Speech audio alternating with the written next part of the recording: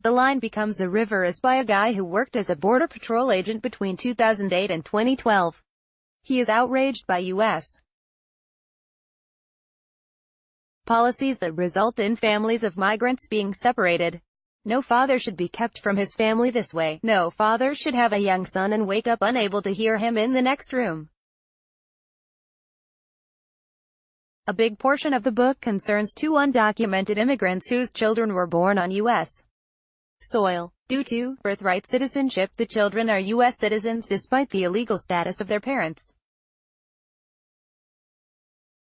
When the father is caught undeported, the parents decide that the children and mother need to remain in the U.S. so that the children can have maximum opportunity, and once the 15-year-old turns 18 he can sponsor his dad by right for a green card, from mom to the immigration bureaucrats. Lupe wrote in Spanish online school paper borrowed from her children. I, Lupe Balderas, declare that Jose Martinez Cruz is my husband since the year 1999. We have 3 boys aged 15, 10, and 8. Now we miss him very much because I, Lupe, cannot take my boys to the park because lately I have been unwell. My husband took my boys to play soccer every Wednesday, and on weekends he dedicated his time to us to eat and go out, and now we miss him. My husband has given 16 years of happiness and love to my sons and me, but we won't return to Mexico because my boys don't know anyone there and they speak very little Spanish, and it's very difficult to adapt to another country when their whole life has been here. They were born here and they are growing here. For us as parents, we want the best for our sons Diego, Jose Jr., and Vicente. We give hope to God that very soon we will be together because God does not like to see his children separated. From a son. Hi, I'm Diego Martinez. I'm the son of Jose Martinez. I'm his oldest son. I am 15 years old. I have 2 younger brothers. One is 10 and the other is 8. I'm working to keep my brothers happy, to buy them what they want, to keep them happy. Well, my dad Jose is the nicest guy. The first. No, my dad is like my best friend and my father. I treat my dad with so much respect. He's the father any kid would want to have. My mom and my whole family broke down when we saw him at court. On the first court he had everyone started crying. I miss my dad. He knew how to cheer us up when we were down. He took us to the park on Monday and Wednesday to play soccer with our church friend. He got along with everyone at church. My dad was the coolest person, most nicest, most religious, most caring person, always made my mom happy, always putting a smile in our faces every single day. He's also very smart and very funny. How I feel right now about my dad being in jail and seeing him like this makes me really sad, depressed. My father isn't here with us. Everyone that asks me about my dad makes me sad to say he's in jail. My heart kinda stops, pauses, and breaks down on every letter they sent him. He was a man with 3 children and 1 woman. Each one of my friends I've had for many years loved my dad because he took us to places, like to any place appropriate, to mountains in the west, to parks, to many places in the city. My dad did anything to make us happy. Now my life is depressing, hollow. My dad's not here. A missing place for him here waits. Thanks to modern telecommunications and transportation, the family can talk 24/7 and actually get together regularly. I asked Lupe about the boys and she told me that an uncle with papers had offered to take them across the border so they could see their father. A week later I checked in again with Lupe. Did the boys see Jose? I asked. Yes, she said, but not Vicente. He just got his arm put in a cast. He's a little sad, she explained. He hasn't seen his daddy since he was in court. Lupe told me that Jose was still at the border, that he planned to cross again soon, maybe this weekend, that everything was fine, that he told her not to worry.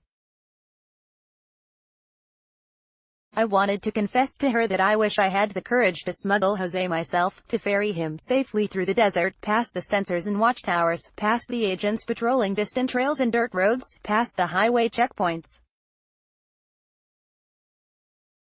From the father. For a while, you know, a couple months ago, after I had tried to cross again and again, I finally started to think that maybe my family could come live in Mexico until Lupe and I could arrange our papers. I even mentioned it to the boys on the phone. We don't want to live in Mexico, they told me. We don't know anyone there. We like it here, they said. We like our school. When Lupe and I went to get married, the pastor told us that it was important to grow a family, that it was important for children to see their parents together. Esta mucho valer una familia unida. Family should stay together. If I must stay in Mexico and my wife raises my boys alone, they will be getting less care, less love, and so the family will slowly deteriorate. Being a parent is a job that you share. It's a job you have to be present for. Some politicians in the United States think that if a mother or father is deported, this will cause the entire family to move back to Mexico. But in fact, the mothers and fathers with the best family values will want their family to stay in the U.S. They will cross the border again and again to be with them. If I am arrested crossing the border, I understand it's part of the system.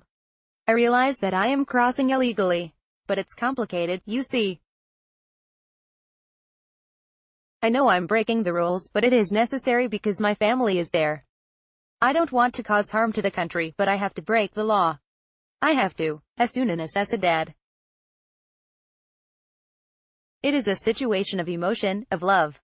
Those who accept staying apart from their family are without love. Their children grow up without love. So I must fight against this. I don't want to carry drugs across the desert. I don't want to get myself into more problems, but sometimes it's not a choice. The same people who control the drug smuggling control the human trafficking, so in some places if you want to get across, you have to carry a load. To be honest, I would rather be in prison in the U.S. and see my boys once a week through the glass than to stay here and be separated from my family.